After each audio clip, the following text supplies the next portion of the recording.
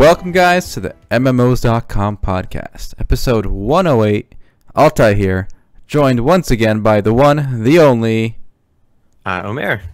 There he is. And here we are, a lot of good stuff to talk about. And obviously the biggest news this week is the launch of Final Fantasy XIV Stormblood. We got other goodies too, and we're going to start off with the weekly raid as usual. So take it away. The weekly raid, boys. Alright, well, I don't play Final Fantasy XIV. I know Omer does, and I obviously followed the launch. Being as I do host this podcast here, co-host, and once again, unexpectedly, there were server issues on launch. This has become basically a rite of passage for MMORPG players. I mean, as far back as, you know, time goes with MMORPGs, you've had this issue with launch, okay? And, you know, Stormblood was no exception. There's a few funny stories I heard, but Omar, I guess, you know, you experienced it, you lived through it, so I want to hear your take first. All right. First of all, obviously, as my brother said, every MMORPG launch has issues, whether it's a launch or an expansion launch. If it's a big game, you can have a lot of people coming back to play the game, and you can have the obvious queue issues. But perhaps the biggest issue with the Stormblood launch was a pretty annoying little bug. Maybe not a bug, but what happens is as soon as the main story quest begins for Stormblood, which is all the new content, you know, from 60 to 70, there's a main story quest that takes you up to Raubon, one of the characters of the game. You need to talk to him, and when you talk to him, when you talk to certain NPCs for story quests, it kind of instances you out to a specific zone, and you're doing a story quest by yourself. You know, you kind of disappear from the main world. The game sets up an instance for you, and you proceed with your story quest. And the problem is when all these players are trying to complete that same quest, the server couldn't generate enough instances to accommodate the players. So what happened was it just led to like 1,000 players mashing this NPC to get into the story quest, and it led to frequent disconnects and people just trying to get past this one story quest because this was almost a gatekeeper for the main story quest in the game. You can't skip the story. You have to do this quest to get to the next story quest. So this led to a pretty, I guess, stressful time for people that took off work and they wanted to play and make progress, because for the first 3 days of early access, it was literally unplayable. And actually, if you take a look at these pictures on MMOs.com, you can see players try to fix this issue by forming lines, which is pretty funny because come on, this is the internet. You know, you're not going to be able to solve this rationally. So if you scroll down, look at those pictures, I think it's pretty hilarious that people did try fixing it. Oh wow! On their own means. Isn't that kind of cute though? You know, I love this story because my interesting tidbit was also not just with NPCs, but with instance areas in general. There was basically a queue for instance content because, like you said, the server could not generate enough instances. And I found that amazing because, to me, the whole purpose of instances in the first place was to kind of help with the server load, right? You know, one of the problems games like EverQuest had with their dungeons, I mean, not problems, but issues, is, you know, you'd have areas that were heavily camped. So you wanted to make sure everybody could enjoy the dungeon content without, you know, an overcrowding issue. So the whole point of instancing was to prevent overcrowding. But in a paradoxical way, it actually was the main issue with overcrowding in this game. Where the server, I mean, these players were all logged into the server, so the server could clearly handle them. It's just the instancing mechanic could not keep up, which I think is hilarious. And what made the whole situation more stressful was the fact that frequent disconnects were a thing. It was called the dreaded 90K error. You know, as you're loading somewhere, you scream to go black, and it would say error 90,003 on the bottom right, and you get disconnected. You know, disconnect's no big deal, but the problem is when you're in a giant queue to get into the game, there's like a 3,000 person queue to get in, it'll take you at least an hour to get in. Sometimes it took 2, 3, 4 hours on the busiest servers at peak times. Luckily, unfortunately, you still have those queues, which I say unfortunately, but honestly, it's a good thing. It tells you that the game isn't dead. You know, the game is still thriving. So honestly, the fact that there are queues, I think, is ultimately a good thing. And it's really, you know, I always want to say the fact that we had all these issues at launch, people saying it was unplayable, you know, the disconnects made it troublesome. The fact that we went through these problems, it's almost like a rite of passage again. Like, if we didn't have these problems, I feel like it wouldn't be a proper MMORPG launch. I feel like there's something's amiss. You know, maybe no one's playing. Maybe there's no way everything goes right. You know, the fact that things did go awry made me. It was kind of pleasant that it went awry because it didn't bother me too much because I would just queue and do something else, or I would disconnect and kind of rage about it in my free company chat, like in Discord. But it really didn't ruin the game for me. But I do know that people took off time from work, for example, like the first week off, to play Stormblood to make progress. And unfortunately for those people, they got no progress done on any of the main story quests for the first 3 days. Though there is one of my friends in the free company. She actually ended up waiting 15 hours on the trying to get past that quest with Rob on, mashing right click and trying to get to the instance. And after 15 hours of literally not logging off, not sleeping, just doing this, right, they were actually able to get through. So I guess determination paid off, but obviously it was actually fixed recently, so you didn't have to do. You know. I guess the hardcore players got through, and everyone else can go through it now. So progress is obviously being made on that. The only real issues right now is queue times, and the disconnect issue still happens, although a little bit more rarely. I'm gonna be the Debbie Downer, okay? I'm gonna disagree with you on the whole it's good that this happened issue, because it shows like a virility in population. Look, while I have fond memories of crappy server launches, right? And I do think it's a good experience for gamers to go through. It builds camaraderie, especially if you do it with friends. Like imagine all of you took off work together, right? And you're all kind of struggling together. One guy makes it past the next zone, and you guys are all trying to catch up, but you can't because you're getting disconnected. It's fun. It's an experience. But that said, it's 2017. This is not inevitable. Okay, I played the early access launch for Morrowind ESO. Okay.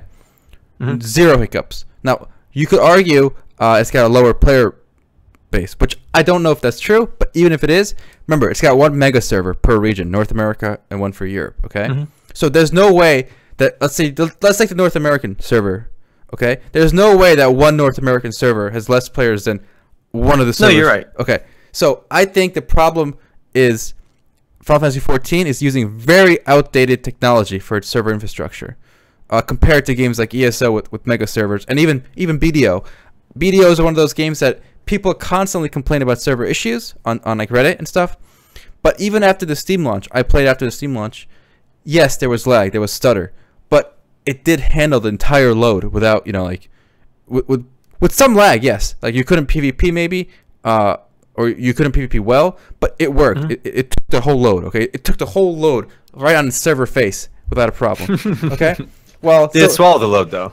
It couldn't swallow. It couldn't go all the way. It couldn't quite get there. It stuttered. Spit it out. It's okay. Yeah, it's okay. But so this is not inevitable. What I'm starting to say, and I think a lot of it has to do with maybe perhaps the console backing of it. The Always blaming the console, aren't you? Yes, I'm gonna blame the console. But in my favorite piece of Final Fantasy news this week, besides the expansion launch, they did discontinue PS3 support. So now all they gotta do is disconnect PS4 support, and I can try the game. Not gonna happen for a while. A lot of people do play the game on PS4 still. Okay.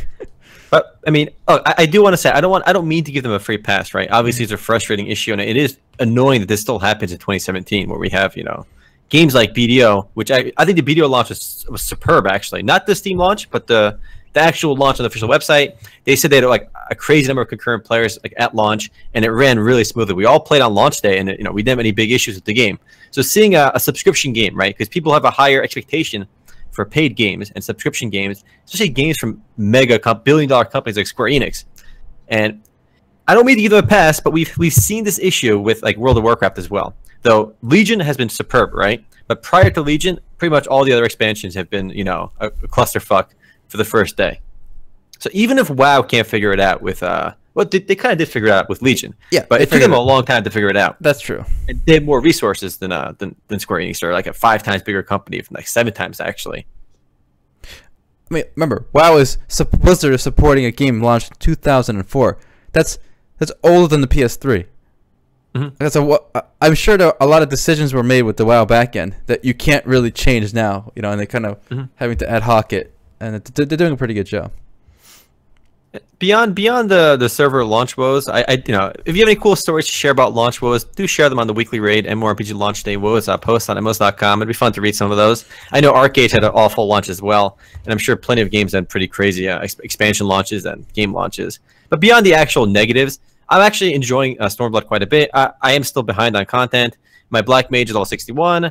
I'm also leveling up Red Mage now, who's level 55. And Red Mage is one of the 2 new classes in the game. You have Samurai and Red Mage. and the level cap has been raised to 70, obviously, so there's a lot more grind in the game for all the character classes. But I've been playing quite a bit of the new class, and it's really fun, actually. I think the class design for Red Mage, it kind of just has you more involved. It's not super complicated, but for some reason, it kind of gets you engaged as you're casting.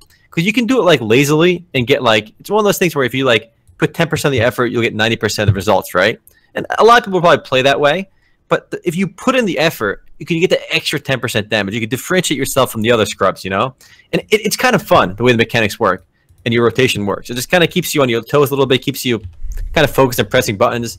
Whereas, you know, the skill cap varies quite a bit by class. But I thought Red Mage is a pretty fun class so far. Some of my friends who are playing Samurai are enjoying it as well.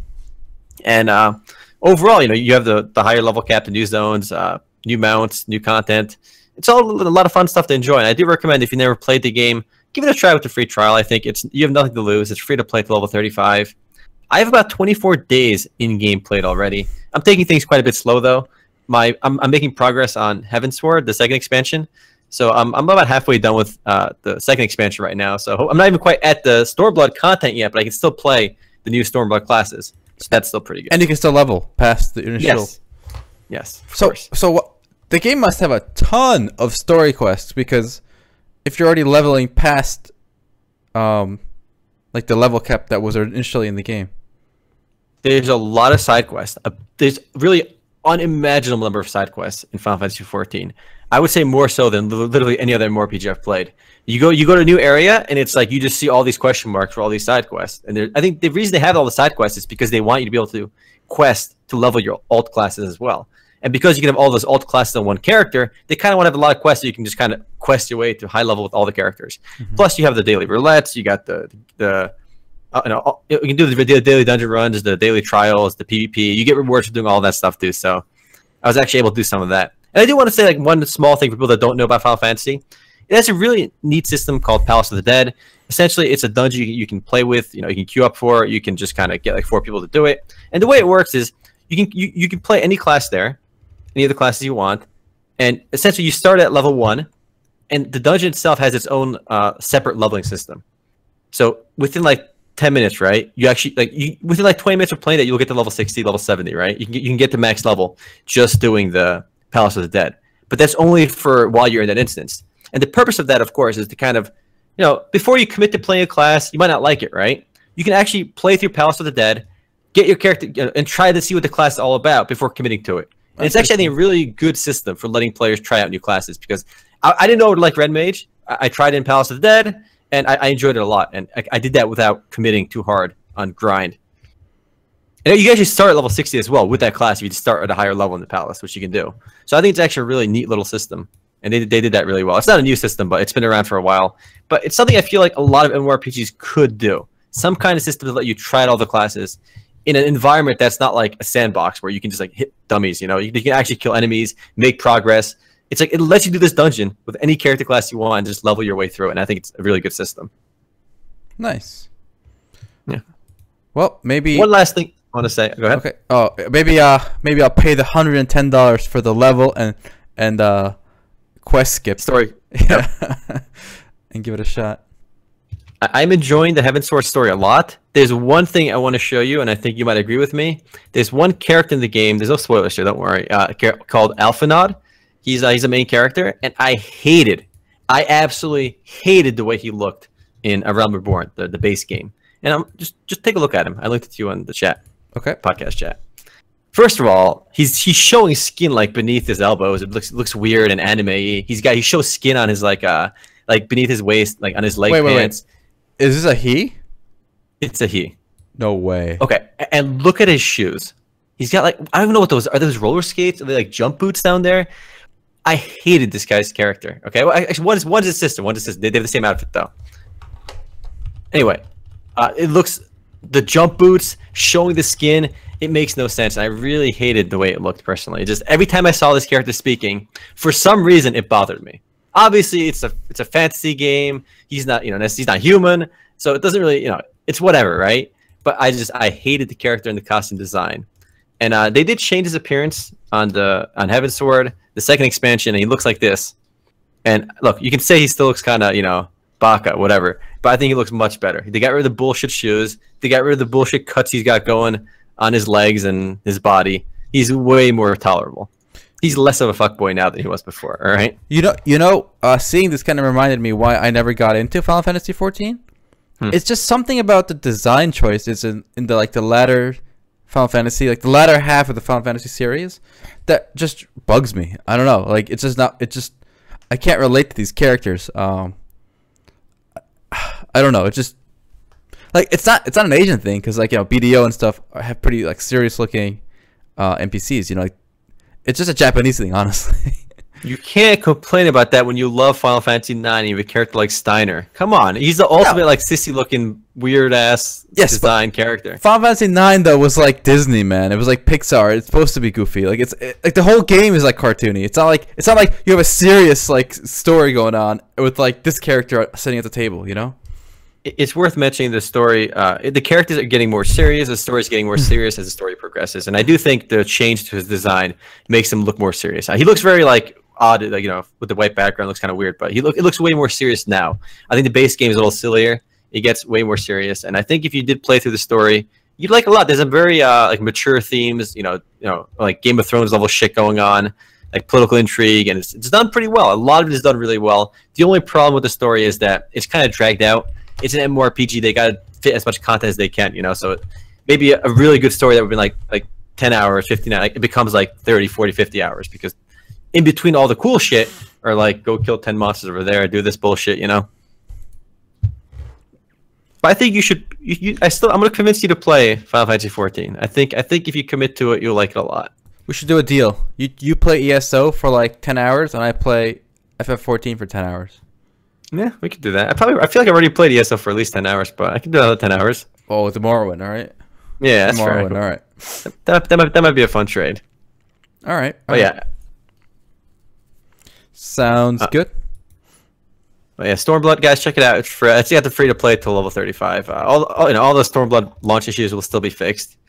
But yeah, if you guys have any fun stories for Stormblood too, again, share that on the post on MMOs.com. I mean, not just Final Fantasy 14. If you guys have any interesting launch day woes, do leave a comment there, guys, on the weekly raid. I'll post it again. And I know you had a disaster in Diablo 3. Yeah, I think I've shared that story before, but quick, to run through it. I was hyped for Diablo 3 with a whole bunch of friends. We basically camped the launch day, the launch hour, and the server just were not functioning at all. And we sat there pushing, typing in our password, enter, waiting, timeout. Typing in our password, enter, server timeout. Over and over again for hours. And I think it was like 4 a.m. or something when I actually got to play for a few seconds before it lagged out. I was so tired, so sleepy. But that really made the experience like that. Eventually I got to max level in Diablo 3. I played Reaper of Souls, but what I remember the best, like my best experience with Diablo 3 was that first launch night, even with all those problems. Exactly. Yeah. That's what I'm saying. People complaining about how bad it is. I'm like, no, it's an experience. It feels authentic, And there's camaraderie. You bitch together. You go on the Square Enix forums. You yell at Square Enix together. You call them assholes and fix their shit. And then you skipped off work and then F them. You have an enemy to hate at that moment, and then you still play the game anyway. But it really brings people together. It brings the outrage together, and it's kind of nice. Yes, shared experiences, boys. That's all. That's what it's about, All right, into some brighter news. I'm gonna do a quick recap on my investments. We have my PlayerUnknown's Trenchcoat investment. The price of these has skyrocketed in the last week. I think last week the price was about $200 each. Right about $200 each. Now they're up to $300 Wow. each. So I have 5 of these trench coats. And I think I did the math. I invested $600 into trench coats and a bandana. And that $600 is worth like $2,100 right now. Which is, I'm pretty happy about that. Time for a new computer? Yeah, I was actually saying earlier on Discord, when I cash out my profits from these trench coats, I'm going to buy my next new computer entirely on my virtual Trenchcoat winnings. My Trenchcoat winnings, if you will. So it's the first time I'm gonna say I paid for my computer with bullshit I flipped on the Steam Marketplace. Nice. That's a good feel. Every time you play a Steam game, you're gonna be like, I got this for free from you. Yeah. Actually, I plan to cash that with dollars. There's websites you can, it's like Steam Marketplace alternatives. You can take it out with cash with less, fees as well, because the fees are pretty high on Steam Marketplace. It's like 15%. Wow. Yeah, so they make good money on that. It's crazy. Steam probably makes more money on a resale of a trench coat in this game than they do from the sale of a new game. Actually, we can do the math very quickly. The thing is, they give 10%, I believe, to the publisher, right? So, PlayerUnknown, the guy that makes PlayerUnknown, is Bluehole. They get $30. That's the cost of the game. So every time somebody buys a trench coat, it's like they sold a game because they get 10% cut of the $300 fee, $300 base price, and then Steam gets a 5% cut. So a 5% on that is going to be $15. Yeah, that's 50%. The game, Steam is making way more money when somebody buys one of these trench coats than when somebody buys the actual game. They buy the actual game, they get like they get $10 of Steam's cut. So they make a bigger cut on the resale of these bullshit trench coats. So it's crazy. Impressive. Impressive indeed. Well, let's take it to MapleStory as well, because we did play a bit of MapleStory 2 this last week, and we get a little recap of our thoughts from MapleStory 2. I've actually really enjoyed the game myself, and I've actually streamed for at least an hour and a half after we stopped the Grindfest. And what do you think about MapleStory 2? I think it was your first time playing. It was my first time playing. You know what I thought? Okay, it was much different than I thought, but I think my tolerance for dealing with like foreign games and translations has waned over the years. So if it does actually come out here, I will definitely play it. But I was so frustrated when we learned that there was a particular mainline story quest, and one of the objectives was literally undoable with the English fan translation active. So you had to log out, relaunch the game with the original Korean language pack, and then you could progress in the story, right? And then you had to log out again and switch back to English. So that kind of ruined like my game mode, if you will. But the game was so cute. It was so relaxing. You have to fly with the balloon. There's like you get a flying mount, guys, at like level 10 or something. You can fly with a balloon. You get a little race car. It's fun. It's a fun little casual game you can play with I guess not casual gamer friends of yours or whatever. Yeah, I think it'll do better here than it is doing in Korea. And I want to emphasize again how unique the game is. Look, I love Final Fantasy 14. I got over 24 days played in the game, and I play a lot of MMORPGs. But I can safely say Final Fantasy 14 doesn't do anything new, and that's not to me offensive to like one of my favorite games. The game does really nothing new. It's just another WoW-like game, although a very polished WoW-like experience. It really doesn't bother to innovate too much or really deviate from the standard mold. Whereas a game like MapleStory 2, I think there's a lot more, to deviate from the mold. It is a unique game. And I do want to see more games like push the envelope and trying different things. And it is sad to hear the game MapleStory 2 is like not doing so well in South Korea. It's got one server. That one server is fairly busy, but it's only one server nonetheless. So I really wish the game comes out in America, because I do agree with you. I think the game is well suited to Western release, because Western gamers, younger gamers, are familiar with Minecraft. And people that watch this play, they said like, "Holy crap, my little cousin would love this game." They go crazy over this, because I think it combines MMORPG elements with some sandbox elements, like you can like design like the Animal Crossing housing system. The fact that you can like literally import designs for your house, like the outside of it, it's almost like Second Life. You can really have complete customization on your house. You put billboards in the game, put like pictures on them. It's a really fun social game that mixes MMORPG and social elements, and I think it would do really well over here. I do commend them for doing something different. I just wish it did better in South Korea. If it did better in South Korea, it would probably be out here by now. I guess they're still polishing it up, because I think the game is still going to happen. And I'm still banking on some kind of announcement for MapleStory 2 by the end of the year, because we did hear at the beginning of the year, or I think it was the beginning of this year, that they said they hired a production manager, a producer for MapleStory 2 in the California offices of Nexon. So something was getting done for MapleStory 2. Some progress was being made. It's kind of a tangent here, but I am always baffled that more of these mainline AAA MMORPGs, whether it's Final Fantasy 14 or ESO or BDO, don't have way more mini games and like stuff. Like, imagine just chess. I remember in Ultima Online, for like 10 gold in town from an NPC, you could buy a chessboard.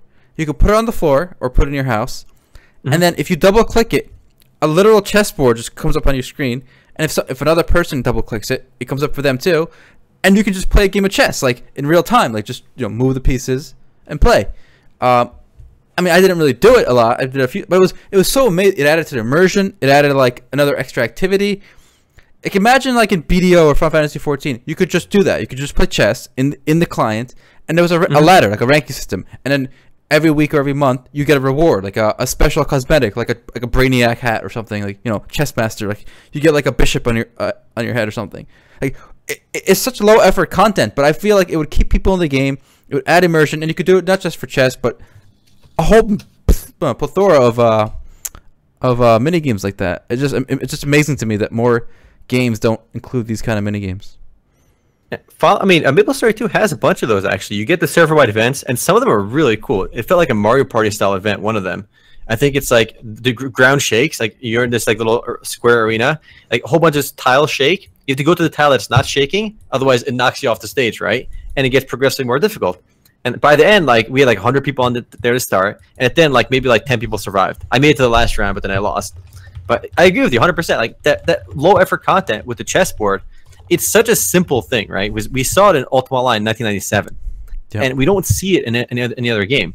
I know we've seen Shroud the Avatar do stuff like it because it's made by the same guy that did Ultima Online, but it really is a shame that we don't have more little things like that that can kind of, you still have the base game, just add these little things to make it a more immersive experience. If you can play chess in Final Fantasy, it'd be awesome. Like it takes like even if they want to like dumb it down, they can only do it inside a player house. Whatever. Maybe make it like that simple if you want, but just put it in the game. It's so simple. Like how do you lose? It gives players another way to decorate their house. Maybe while they're sitting there waiting for the people to gather up, they can just play around over there. Right now, the game has something called Triple Triad. If you play Final Fantasy VIII, it's the same exact card game. Now, people love Triple Triad. Honestly, it's kind of fun to kill time while you're waiting, but it's ultimately like not a... I don't want to bash it because people do really love it, but you have to collect the cards, right? And collecting the cards is a whole endeavor. It's good that it's a side content for people, but if you don't go out of your way to collect all the cards, which is a pretty arduous ordeal, you spend like tens of hours, sometimes probably create 100 hours to get all the cards, you're at a massive disadvantage because his cards are just better than yours.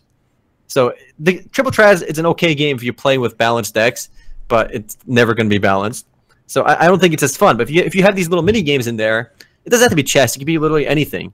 Some kind of like Bomberman style mini game that appears on the screen when you click on a board. I think it would add a lot of immersion, and I really wish other MMORPGs did that. Whether it's ESO, FF14, WoW, WoW's got pet battling and stuff. They're adding some things, but they don't have to be as creative as they think. Just add like basic mini games and let us just kind of dick around in them. I mean, that's why I really like Final Fantasy's Gold Saucer. It has these basic, simple little games you can do and kind of compare scores. It's pretty low effort content. Just do it though. They got to do it. I will be very disappointed if in the upcoming Magic the Gathering MMORPG you can't right click somebody and there's like a duel option, right? And below that like a MTG duel option where you can play the card game with them, like Yu-Gi-Oh style. Like it's time to duel, and everyone else around you sees like you next to a table, like in the in the game world. You two are sitting on a table, and then there's a Magic the Gathering card game going on, and you get the cards by actually killing the monster. So like a goblin chaser, he's a common. He's running around like the camp. You kill him, and he's like Ragnarok Online. He's got like a 1% chance to drop a card, and that gets added to your Magic the Gathering deck, and you can actually use it in the MMO to play Magic the Gathering. That'd be awesome, but it probably won't happen. It's not going to happen. But what's stupid is it's so easy to do it, right? Yeah. Just give players like 5 starter decks, and they can. That's it. Don't add any other cards to the game. Just pick 5 starter decks. And that level of easiness, like that level of engagement, just putting a board in front of you and you just play with the 5 starter decks. I don't think it requires that much, development to add. And that was the kind of cool thing about Final Fantasy 14. When you're doing the Triple Triad, your character pulls up like you can see the cards being held by your character, but other people are looking at you, right? And there's actually a board in front of you. There's 2 characters basically like holding cards, looking at each other, and it's kind of cool that it has that visual cue.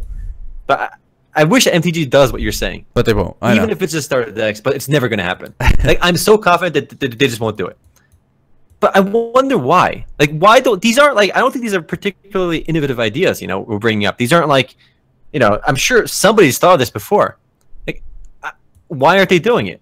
Well, that's a good point that someone in chat brought up. Doesn't require a lot of development. Quote, average non-developer.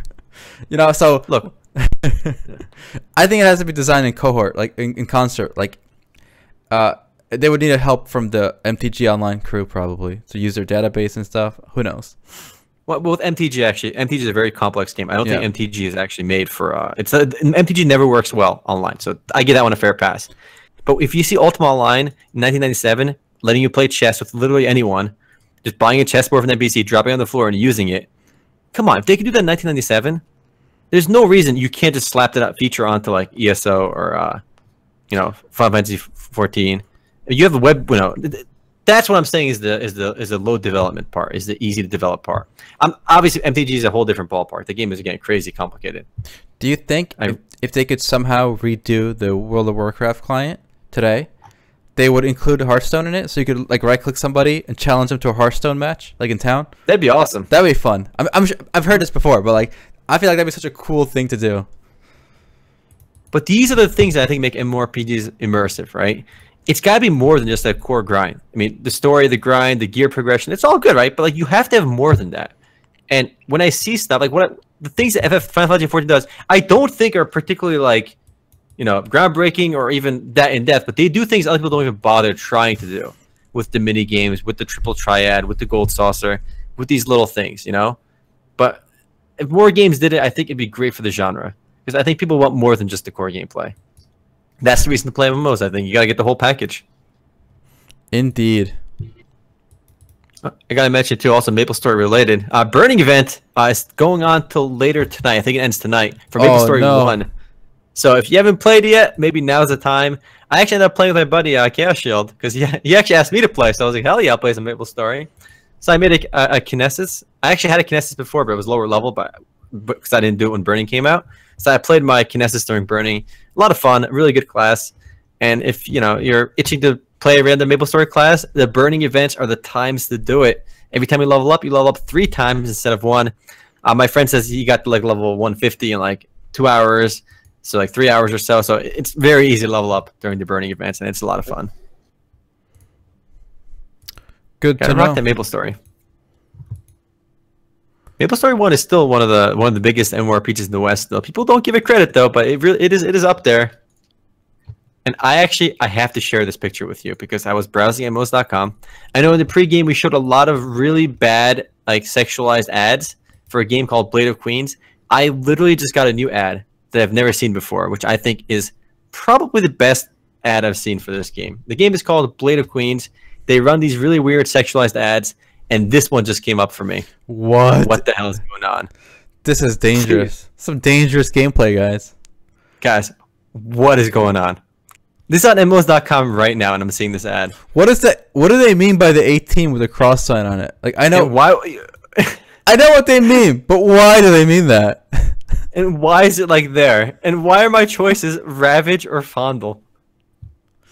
Maybe it's like Dota 2. It's like actually Tidehunter's ult, Oh, there you go. It's Ravage. And it's not necessarily lewd, it's just like cringe and bad and stupid. Oh man, this company. This Queen of Blades game has the most ridiculous ads. Makes no sense. Actually, not most ridiculous after Wartune, but it's up there. This is one of those rare cases, guys, when the ads are better than the actual product. So definitely. Yeah, there's more entertainment value with these ads for these kind of browser games than the actual gameplay.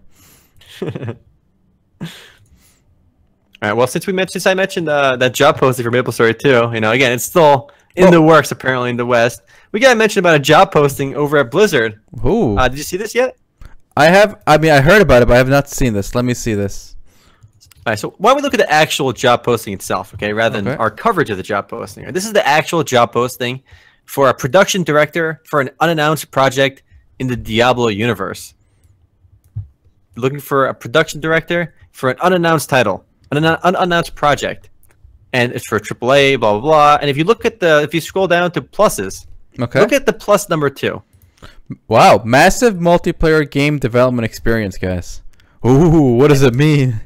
And people are saying it's not another expansion for Diablo 3. So some people are saying it's potentially Diablo 4. That would be pretty interesting. Do you think we have a chance of a Diablo 4? Diablo 3 hasn't been out that long yet, but so the super speculation is a Diablo MMORPG. So a world of Diablocraft. All right, that's the next game. All right, I'm calling it.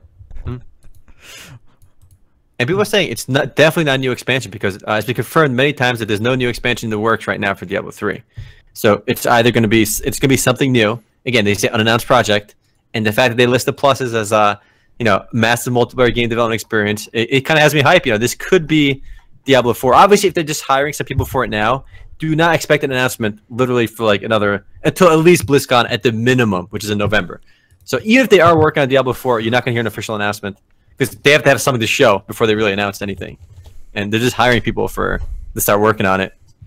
Well, if you can't wait 7 years for the next Blizzard game, because that's how long Blizzard usually takes, there is some Diablo 3 content you can purchase. You can purchase $15 for a content pack. This is the first content pack for Diablo 3. If you pay it, you can make a Necromancer class. It's been in test. Did you say $15? Yes, I did. I don't know why. Nice. I like. Okay, I'm glad.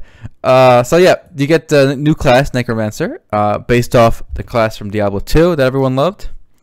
You do get some other goodies. You get 2 additional stash tabs, so they're kind of going with the whole pay for tabs, Path of Exile style model there. You get extra character slots, which honestly I didn't even know character slots were a limited factor in Diablo 3. I remember making like 8 characters or something, and I never had an issue. Yeah, so you get a few other like cosmetics here, and you can be a Necromancer. All right, this is what I'm frustrated about. I don't think games should sell classes. MMORPGs, ARPGs. Look, I don't mind any of the cash up stuff they're doing, right? With the additional character slots, additional stash tabs, portrait frames, all the other crap they're selling, even cosmetics, all that stuff. But if they're selling access to a class, that kind of grinds my gears a bit. I don't think that should be locked behind content. And Blizzard, for example, did a great job with Overwatch saying that none of the character classes will be locked behind content. Basically, anytime a new character comes out, everybody gets it. And they said that from the get-go. And it's unfortunate that they're doing it with Diablo 3. I mean, Necromancer, I think, is a really fun class. It was a great class in Diablo 2. But I feel there's something wrong about charging for a class. If you maybe if there's a new expansion, I'll feel better about it. Maybe you want to shove a new class in an expansion. That's okay. So then you're okay with it. I'm more so okay with that. It's a matter of framing it. That's all you're kind of concerned with here. Yes, if you're selling a class, if I go to the microtransaction shop, in order to play this class, I gotta go through a microtransaction. Because if there's a new expansion for Diablo 3, you're not gonna be able to play Necromancer that new expansion. You still have to buy it. Yeah. I hate that system. I don't have a problem with it. My only problem with this whole content pack is it's weak sauce in the amount of content you get. Remember, Diablo 3's main competition at this point is Path of Exile, which is my preferred action RPG. And Path of Exile actually has a huge expansion of its own in beta testing currently, which is expected to release in about a month. And that free-to-play game is releasing a free expansion that's going to have way more content than Diablo 3's paid content pack for its paid game. So it kind of makes Blizzard, which is supposed to be this huge company, just look weak sauce in the amount of in the amount of content that's delivering for a price is not matching what a free-to-play game is delivering for free. So it's kind of embarrassing, the disparity there. And noteworthy is that Path of Exile doesn't sell any pay-to-win stuff either. It's a massively successful, arguably one of the most successful Western-developed ARPGs, MMOs in the last few years. In the most recent times. Really, off the top of my head, maybe Warframe is bigger, but besides Warframe, I mean, there really haven't been that many big Western-developed successful titles, especially free-to-play titles. So Path of Exile is one of them, and they're doing phenomenal. Oh yeah, I can't get over that $15 purchase price for a class. I hate that. I'm more okay with them selling some incremental pay-to-win stuff. That bothers me less than putting a class. Okay, imagine you got the class, you get like a whole new act, okay, with it. So now it's basically a $15 expansion. Bundled expansion, okay. Wait. Let's say they call it a content pack still, but you get exactly everything you get now, right? With the 2 stash tabs and it's gotta be an expansion. It's gotta be a full expansion. And you get 1 extra act. That's good now. It's gotta be a full expansion. Well, a full expansion. They have to call an expansion. Oh, so okay, because usually they call an expansion, and it's building an expansion. I'm more okay with it. All right. Oh my god, I don't know, man. Look, there is a point I think when buy to play. Also, it's when you have to buy Diablo 3, right? The whole cash shop thing. Like, I was ragging at people last week for complaining about Final Fantasy 14's cash shop because they're like, it's a subscription game. You know, they shouldn't put stuff behind like cosmetics behind a microtransaction shop. You shouldn't have microtransaction in a subscription game. Look, I don't think that's necessarily true. Cosmetics are no problem, but that argument, you know, when your game is buy to play like Diablo 3 is or subscription based, I don't think core content, classes such as classes, should be locked away in these microtransactions. There's something wrong. It feels wrong. Well, first of all, in a free-to-play game, it's more okay, but I still don't like it. I don't think it's being framed as a microtransaction. It's just like a digital pack, like only because like the Blizzard's like research analyst, they polled a bunch of people and they said, okay, microtransaction does not poll well with our focus group. How can we make this sound more palatable to people? We'll call it a pack. Well, I mean, they find that pack polls better. That's the only reason. Clearly, they should have pulled Dio and they came up with the term mini expansion because apparently that would have gave you the pass then, you know. So no, it's got to be a full expansion. Okay, call it expansion and just package. They wouldn't do that though. They don't, because they know inside they can't call it an expansion because it's not an expansion. It would be dishonest to themselves. They wouldn't do it. If they could swallow their, you know, sell out everything and call it an expansion, you know, then I would still say probably something wrong with it if it's so light that there's all we're getting is a new class. Yeah. They wouldn't do it though. All right. And they did. Yeah, they're not doing it. I got a deal for you. Okay, you know, Trump's the president. We got to make deals. All right, we got to meet halfway. All right. How about a micro expansion? How about a micro expansion? No, it can't do it. It can't do it because everyone will see through this. It's a microtransaction for a class in a game that you've already paid for, an expansion you've already paid for too. That's the problem. In a free-to-play game, it's also an issue, but it's less of an issue there. You paid for this game. I think you should get the classes. That's it. Do you know when Diablo 3 came out? I'm going to say 5 years ago? 4 years ago. 4 years. Okay, whatever. 4 years ago.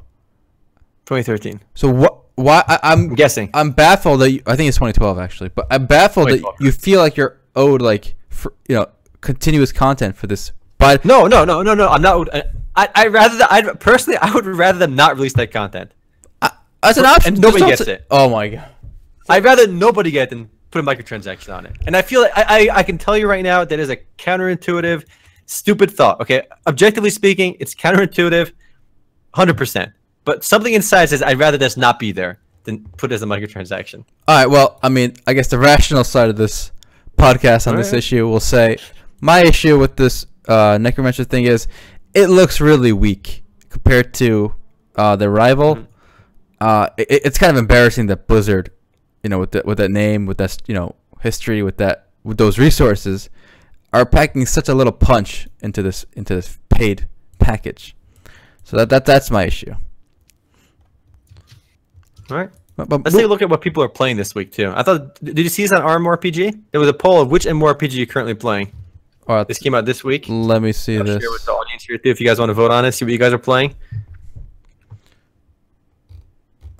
Any surprises for you there? Honestly, it's exactly as I expected. I'm not surprised that none is number one. Exactly as I said. Most people are very jaded. They're not playing anything, so that's fair. None makes sense. I am surprised by FF14. I know the patch is expansion. That's why. Yeah. It's a little bit, unfair. I think it's going to get a bump from that. WoW hasn't anything new happened right away. Mm-hmm. And people are curious in the Twitch chat too. Feel free to vote. There's an RMORPG straw poll. So it gives some interesting data out there. But right off the top of my head is these were the games that are going to be there anyway. FF14, WoW, BDO, Guild Wars 2, ESO. Those are really and RuneScape is still obviously still relevant. So those are really these are probably the most popular MMORPGs in the West right now too. I love how WildStar is actually ahead of Star Wars: The Old Republic. I think Star Wars has a lot more players than WildStar though. Remember, this is obviously not definitive. I don't think it's accurate for player base outside of the top few. But I am nearly certain that FF14, WoW, BDO, Guild Wars, and ESO are the most played MMORPGs here in the West right now, and RuneScape as well. So those are the most popular. After that, it's not accurate at all, I don't think, in terms of actual player base. Oh, before we get too sidetracked, we were talking about MapleStory 2 earlier. There is another Nexon game that is actually going to make it to the West, and that is Hyper Universe, a 2D 4v4 MMORPG. No, excuse me, MOBA. MOBA. That's a MOBA. Closed beta. There you go. Yes, closed beta starting tomorrow, actually, right? Or the day after? Or Friday. Starting Friday and running till the 30th of June. We did this for Sunday Fun Day a while back, and I had a lot of fun with this one. I think this will do pretty good. I think it'll find a nice niche. I love the fact that it's 2D. It's a lot easier to... Here's the problem with MOBAs. They're too hard to learn. You can't get... Nobody new gets into MOBAs. You know, if you're playing League or Dota, you're playing with the same people you've been playing with 5 years ago. You know, and I would challenge you to find an exception. Only HOTS kind of brings the two together. But those classic MOBAs, you really can't get new people to play them. So, but I think with Hyper Universe, kind of like with... First of all, that can't be true. That literally can't be true because these League has been releasing stats saying their active player base is jumping from 60 million like a year and a half ago to 100 million now, monthly active player base. So some new people are playing them. I don't know, man. Maybe some Brazilians are getting computers for the first time. But there you go. I think that might be it. I just feel like I'm playing with the same group of people in those MOBAs. How about you? How personally, what's your experience? No, it's not true because I've been playing a little bit of League lately. I've only played 2 or 3 games this last week. I've been much less active because I'm playing a lot more Final Fantasy 14. But when I play League, I typically do look at like you can see who you're playing with on sites like LawNexus, LawSkill. It tells you like it queues up who you're playing with. You can see their stats, right? And some of these guys, I click to their profiles. They've only been playing for the last 2 seasons. I've been playing every season since beta, but a lot of people I see have only been playing for like 1 or 2 seasons, 3 seasons. I mean, there are people still new to the relatively new to the game within 1 or 2 years. All right. It happens. I think it is hard to visualize new people getting into Dota, for example, or League, because these are such daunting games to get into, but they do. Okay. That's not been my experience. But anyway, my main point was I think Hyper Universe is way more accessible of a MOBA, a nice, fun, free, casual experience for people, and because of that, I think a lot of people are going to try it. I don't know if closed beta is the best time to try it because there will be a wipe and all. But if you're curious, just head over to nexon.net and give it a try. And actually, it's worth mentioning a lot of the annoying issues from the Korean version, if you played on the Korean version, were kind of resolved in the North American one. They got rid of a lot of the restrictions on playing with your friends. They got restrictions on requiring you to play AI matches. They've expanded free rotation to 6 heroes instead of 4, and they made it a lot better. There's no mandatory nonsense. You can start playing with friends right away, which is a must. I don't know why they required you to play those AI matches, which is frustrating, and they put those level restrictions for your parties, which is frustrating. But those have since been fixed for the American version, and it's should be. It was playable already, I think, in PAX, so it's probably pretty close to release. The closed beta again is on the 23rd, but I suspect open beta will happen within 2 months of that closed beta ending. And I just want to mention that despite the 2D graphics and all, this is a legit competitive game. That each class has different like 4 skills or whatnot, and the skills are very a lot of them are they gotta be aimed, they gotta be timed properly.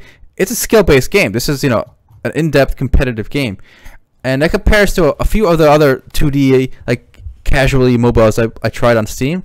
Those never really felt like full-fledged games to me, honestly. This one feels tight. It feels real. It feels like a competitive game. You gotta spend hundreds of hours perfecting. So there's depth there. There's meat to the bone. And actually, in similar, I guess, similar news. It's gonna be competing a bit with Master X Master, NCSoft's MOBA, and they're both action oriented too. Master X Master is not 3D, right? But Master X Master is actually launching, like full launch, legit launch on June 21st, which is tomorrow. So that'll be playable as well. But here's the problem with any of these games. Look, I do think Master X Master, Hyper Universe is different because it's got the 2D side-scrolling combat thing going on. But you're not gonna. It's so hard to compete with League and Dota and HOTS and Smite, right? These games have been around for such a long time now that any new entrant finds such difficulty. We've seen it with like polished games, like even Infinite Crisis, right? They had the Marvel. They did all these They had all the DC heroes in there. They had superheroes. Superheroes are in. Everybody loves superheroes, right? The movies do amazing. But everyone that loves flopped and shut down so quick. And I don't think Hyper Universe is going to make it personally because MOBAs. People would think MOBAs. I want to go play League. I want to play Dota. They're going back to the games they always play. And even Master X Master, which I think is, they've done a lot different. The tag team mechanic is actually different. You don't see that in any other MOBA. It's literally just tag teaming between 2 heroes. It gives you infinitely more variety with what you can do in a game. The way you can play the game is like you have so much more choice. It's interesting, and it's fun. It's action-oriented. It's skill-based, right? It's cool, easy to approach, difficult to master. And I think it's phenomenal. But because it's a MOBA, because it's going to still be kind of competing with League and Dota, I'm going to say there's no chance. And I really wish I'm wrong. I really hope I'm wrong on that one. But I do think Master X Master is a phenomenal game. The core mechanics are amazing. It's doing a lot of different stuff, but it's competing with it's an impossible uphill battle. Okay, despite the whole swapping thing, I think Master X Master looks a lot more like, like what we're used to seeing with isometric view and everything. And I think it's bloated by a lot of unnecessary things, like the hub world, the PvE stuff, So I think Hyper Universe has a much better chance. And again, I don't know what you mean by make it. It's not going to be as big as Dota or whatever, but I think it's gonna find a nice audience. Interesting. Somebody in our chat says, I hate MOBAs, but he really loves Master X Master. So that's actually pretty interesting. I do agree with you. It does look like more traditional MOBA. However, there's actually multiple game modes. You don't have to play it like with the 3 lanes, take the enemy's base to win. There's a mode which is basically an arena, which I think is actually a lot of fun. The 3v3 is just a small arena. You just kill each other there. That's pretty cool because it has that like Battle Right feel to it. And I think Battle Right is a phenomenal game too. It's really fun. So you have both the MOBA element, you have the arena element, but I do think it's a bit bloated with the MMORPG element to it, because there is this progression system. There are these stages you can grind for gear, and there's a really weird MMORPG element to it, which I don't think jives well with the rest of the game. All right, you've played both. I want to hear it from you. Which one do you think will do better? I want to take the opposite side of that bet, and we can write it down as one of our bets. Interesting. I think Master X Master. Okay, I'm glad you picked that because I think Hyper Universe will do better. So I'm not optimistic on either. I really wish they both do well because I do think they're both fun games. Nah, no pandering. Okay, so you say Master X Master. I say I'm rooting for Master X Master. I say Hyper Universe. We'll write it down. All right. I'm curious what the chat thinks too. What do you guys think, Master X Master or Hyper Universe? Which one will do better? We got somebody saying Master X Master 100%. So curious where everyone else stands. And that one at least we'll be able to play tomorrow. You haven't played at Master X Master either. So when you get back to America, we can play this tomorrow too. Master X Master. All right, we can play this one too. But that's a closed beta. This is actual full release. All right, fine. All right. I think I actually have they actually gave me a Founders Pack, I think, for Master X Master. So I'm glad I can get a lot of fun free shit. So I can play that with the goodies. I know you guys just love MOBAs. You can't get enough MOBAs. I always love reading chat. MOBAs get so much love. There's actually another MOBA coming out, guys, in Korea. It's called Marvel End Time Arena. See, the DC MOBA by Turbine wasn't enough. All right, we need one more try at a superhero MOBA, and that is Marvel End Time Arena. Is it PC or mobile? It is. It looks like I hope it's mobile by the way it looks. Actually, honestly. But interesting. I've actually never heard of that one. Oh, no, well now you know. It's in Korea only for now. But we'll see if it makes it over here, guys. I do want to go ahead. I do think it's PC though. All right, good. Because I've actually never seen that, that's why I asked. Mm-hmm.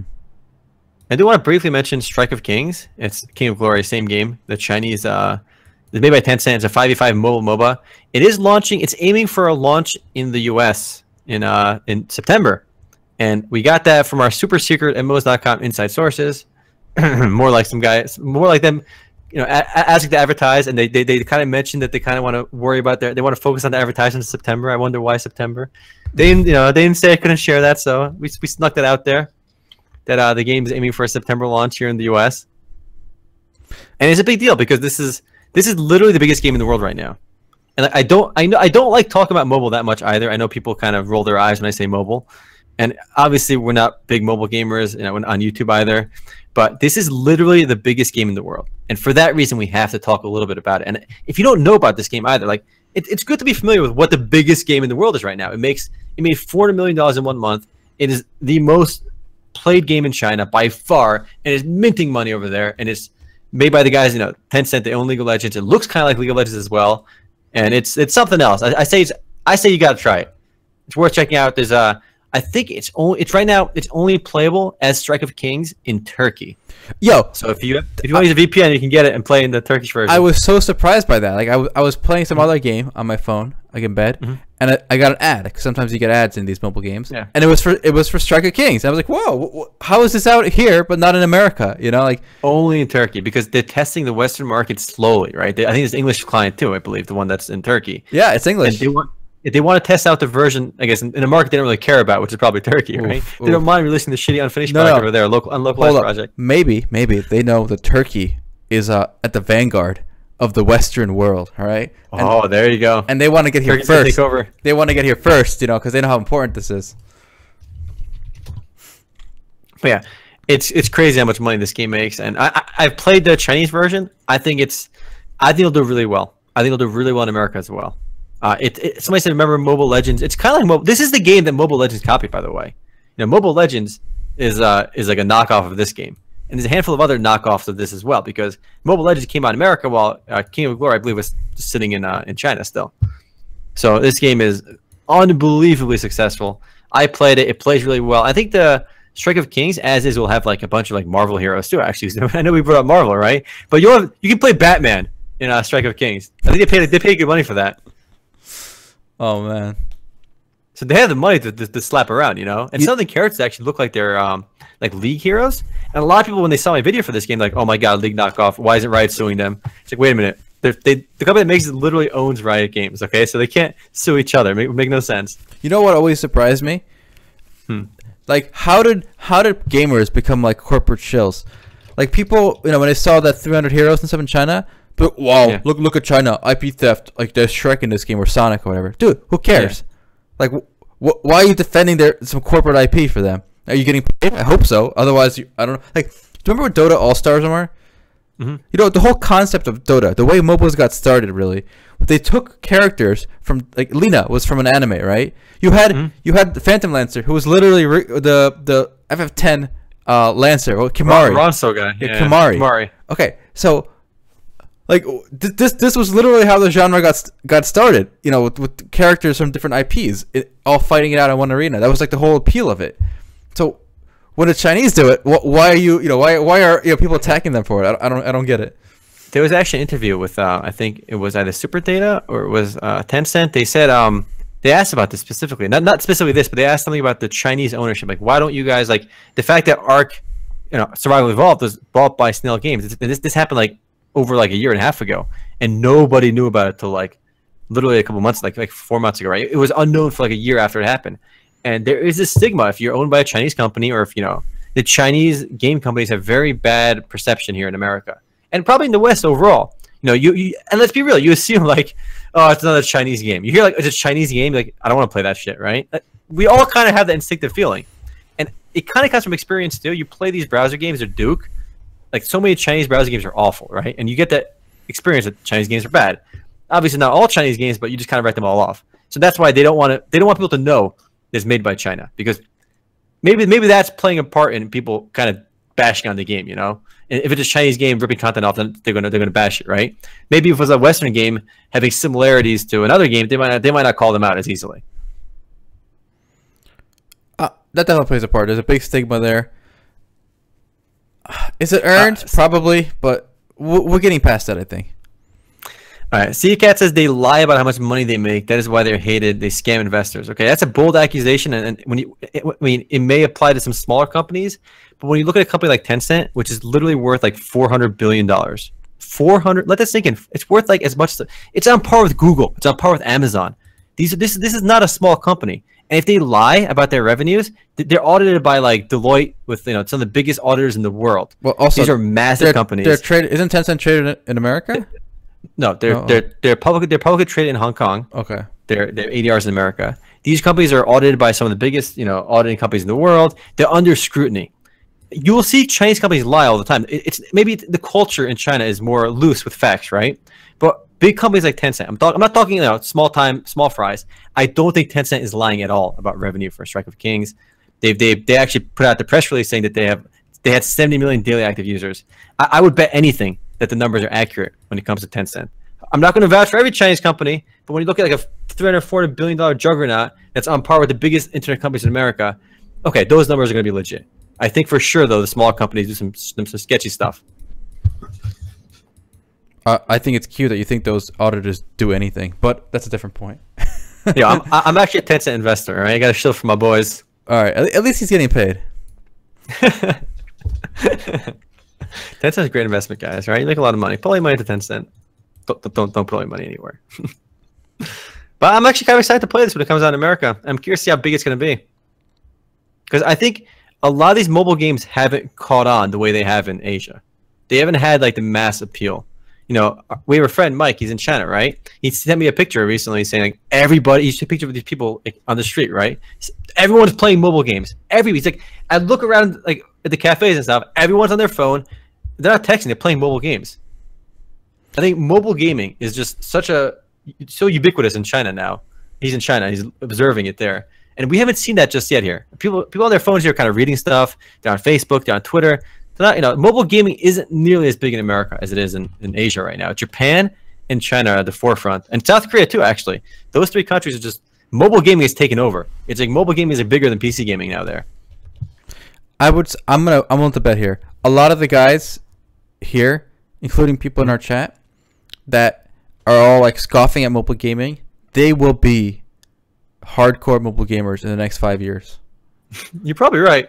I think the average phone is going to be stronger than the average PC of a PC gamer. I'm not saying like the hardcore PC gamer with a 1080 GTX, but the average guy who plays League, the average guy who plays Counter-Strike, his phone in 5 years from now will be stronger than his computer in his house. So at that point, I think the distinction between the two will blur. No, I think it's worth mentioning too. Right now, the average like iPhone, the average latest Samsung, right, is already faster than the average PC. But you talk about the average, gamer PC. Yeah. No, the way things are progressing, I mean, I don't think that's too far fetched, and I think we're all going to embrace it, right? Mm-hmm. I'm kind of hesitant as well, but it's going to happen. There's really, unless you're going to hold on to like, the old ways just for the sake of old ways, you got to start embracing it. Look, here's my challenge to everyone watching here. Look at this video I'm playing. How does this look that different than League? Like, instead of 4 skills, it looks like you have 3, right? I guess. The map is a little smaller, obviously, but you have 2 summoners and 3 abilities. Yeah. Yeah. Okay. So you're using a few abilities, but besides that, it's 5v5. The map is small. It's smaller scale, but it's pretty much the same map. It's not like that crazy. No. This I think is a fair point. I do think the game you're showing, the Strike of Kings game, it's actually plays phenomenally well. Like it is probably one of the better mobile games I've ever played. Right. I actually play a lot of games for fun because it's a good game, but it's not the same case for mobile MMORPGs. And games like Strike of Kings and Clash Royale, I think, are fun mobile games, right? But when you look at the mobile MMORPGs, because we talk a lot about MMORPGs, I feel like that genre, the mobile MMORPG market, has really been a letdown lately. They're all auto-playing nonsense. That's what I hate. That's the problem. Look. But we got the English version of Lineage 2 Revolution launched. Maybe you can show off some gameplay too for this. Sure. I'm dropping it over here. That's the news, actually. Let me show you what I put on YouTube, actually, because I put up a video for this the other day. And, I actually played after... I'm done recording my video. I'm playing Final Fantasy. I have the game running my other monitor because I'm playing on an emulator, right? So I'm progressing more and more, and it's literally... I'm doing nothing. So look at this video, and just... My hands are basically off the keyboard, off the mouse. There's no player input required. You literally auto-quest, you auto-potion, you auto-loot. What more is there to do? You literally click one button every once in a while to like get the next quest. I mean, here's the thing: if MMORPG gameplay, especially during the leveling phase, can be reduced to the autoplay, right? So, for example, like games like WoW and stuff, you can basically bot to max level, right? Yeah, of course. If you can bot to max level, then the problem is in the gameplay of your game, not the fact that the bot is built in or not. So why not start at max? If they want to just get rid of it, why autoplay these parts? Make you start at max level if that's the case. The same thing could be said for Final Fantasy 14 or WoW or whatever. I mean, no, the fact that you have to play through it and experience it is different. Look, you can say it's potentially really easy, but The fact that you're auto-playing is really off. I don't know. There's something wrong about it. There's something off about this.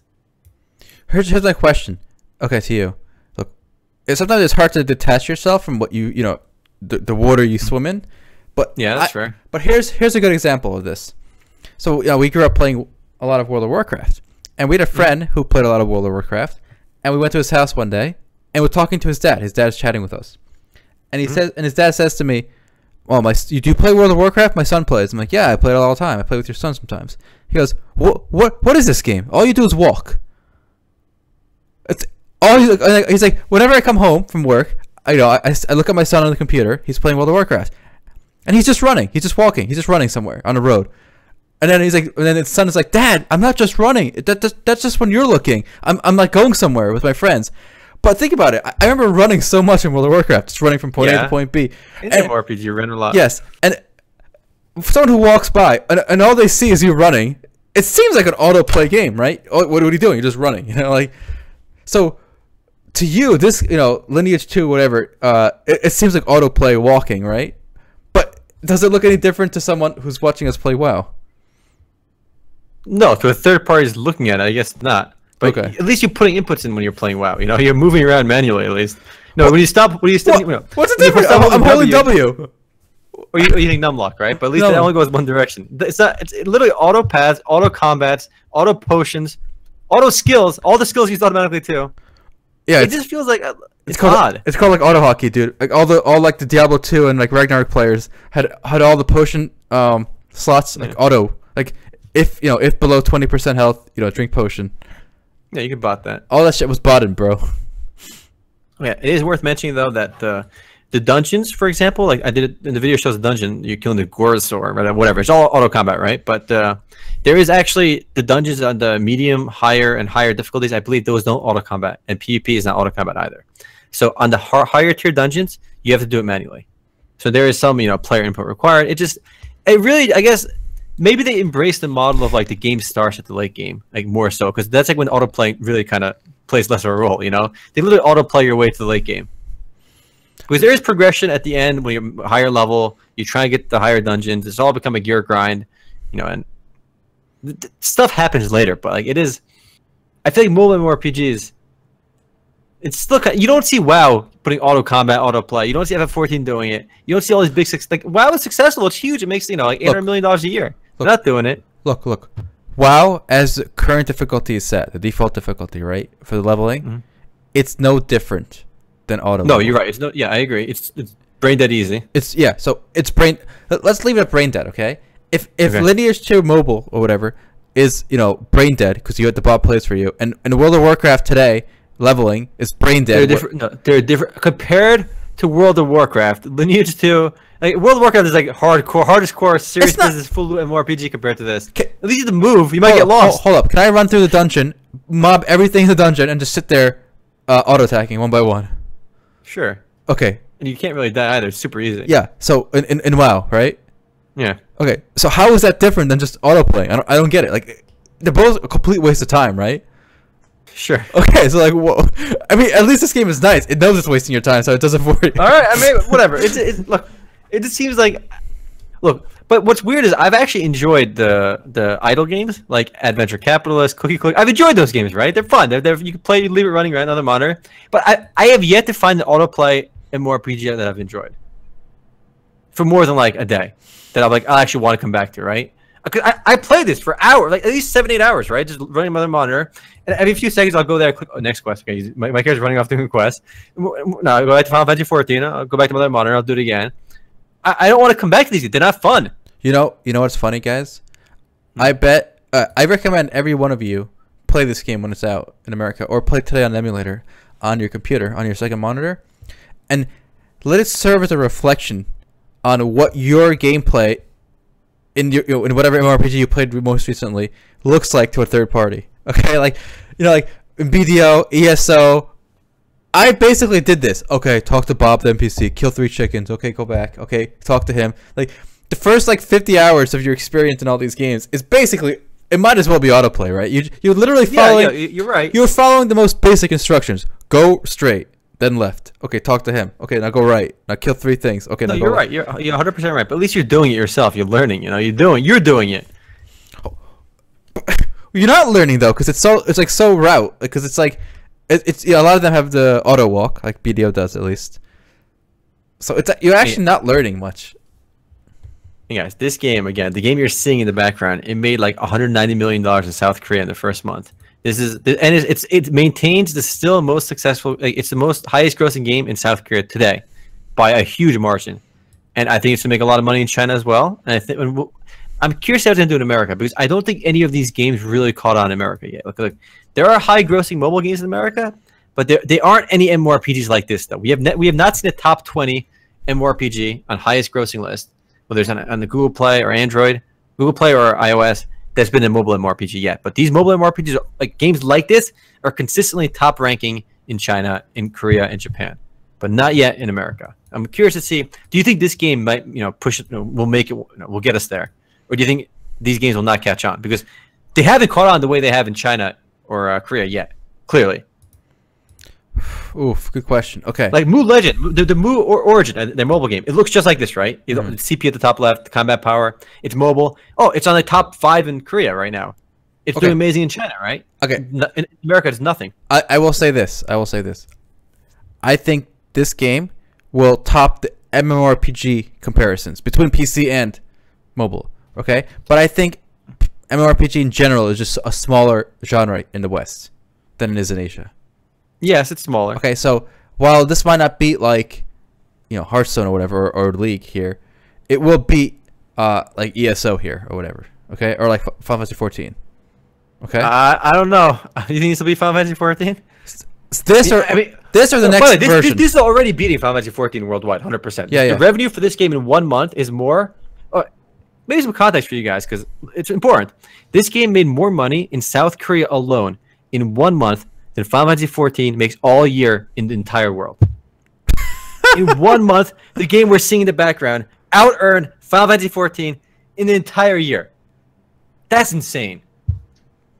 It's mind-boggling because I play 14. It's packed. There's people everywhere. I fucking love the game, but like this game that we're seeing, this auto-playing game, makes more in 1 month in one country than FF14 all year. I might be talking like the biggest game in the world. Okay, we're talking Lineage 2 Revolution. What? Well, like the name says, boys, we're in for a revolution. This is why we have to talk about mobile games, and I feel like maybe I know like I have to open my mind a little bit too clearly. I know I'm not having fun playing. There's something's happening here, right? Like people are playing these games and spending money on them.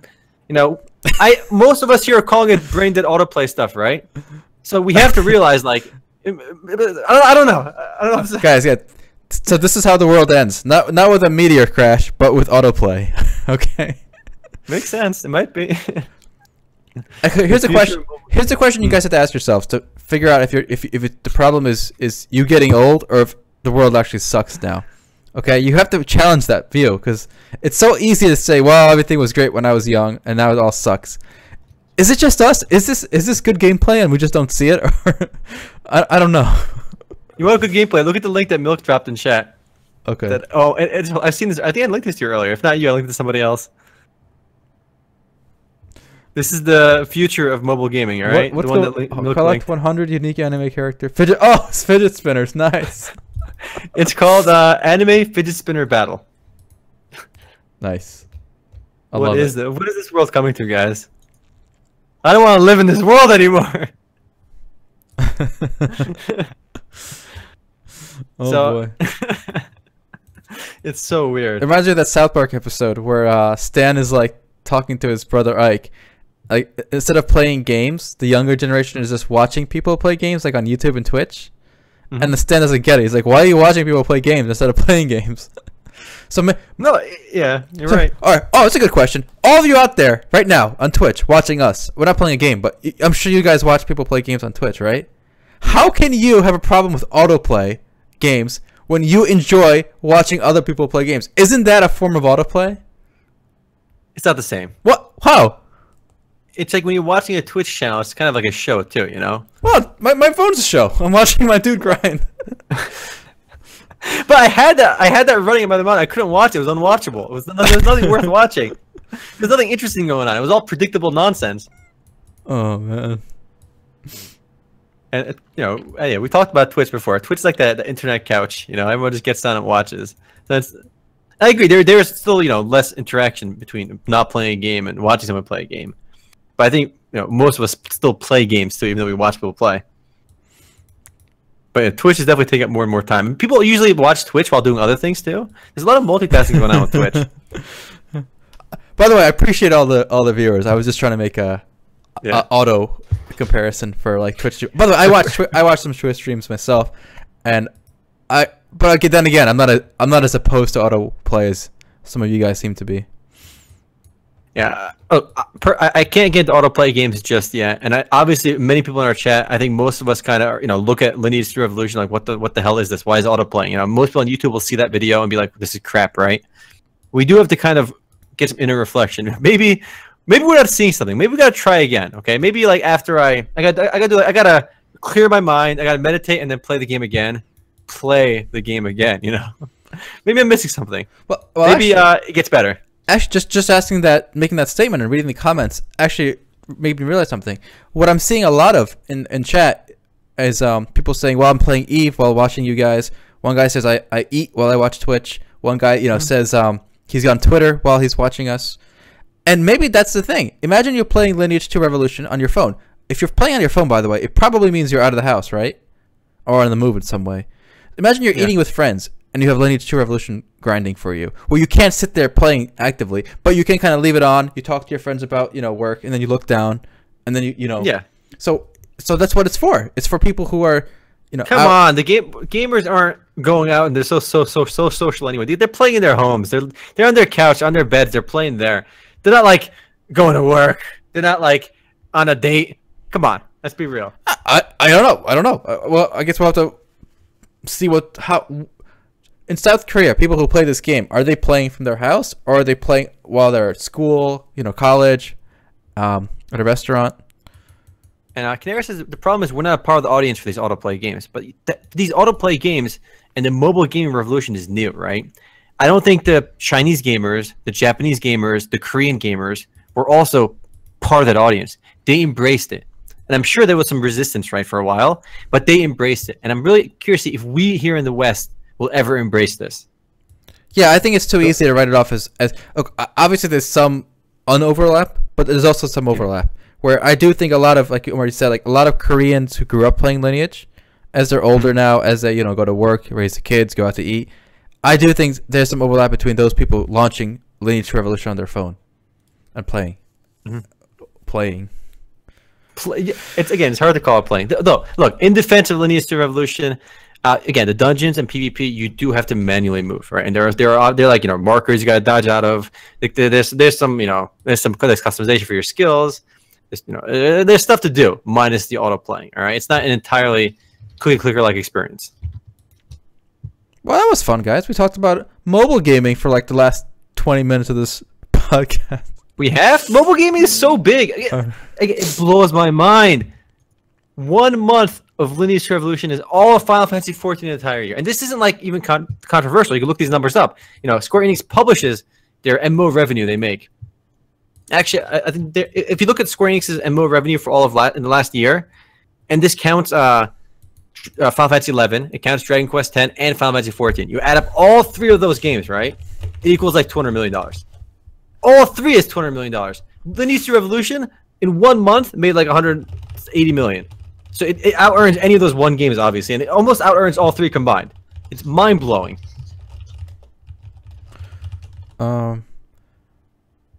It is indeed. So here's a question then. I guess will our gameplay style look more like theirs in the future? Remember, guys, Japanese gaming is kind of like is a little bit on the descent, right, in terms of the global market.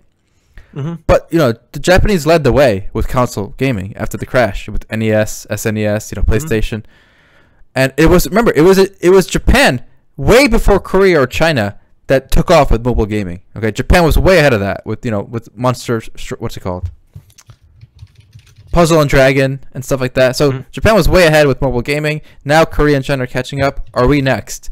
And I think time will tell, but I think it's too soon to call it either way. Yeah.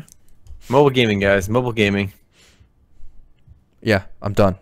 That's it. Mic drop. Mobile gaming taking over the world, guys. Yeah, I mean, I think that's it. It hurts me a little to think about that. Well, Final Fantasy number. We can hurt again. We can hurt you some we'll more. hurt after show. Yeah, exactly. We're hurting the after show, boys. All right, thanks for watching. Check Thanks us out for watching, live. everyone. Later for YouTube. If you don't have enough mobile gaming talk, next time watch us on live so you can catch the whole mobile talk hour. Take it easy.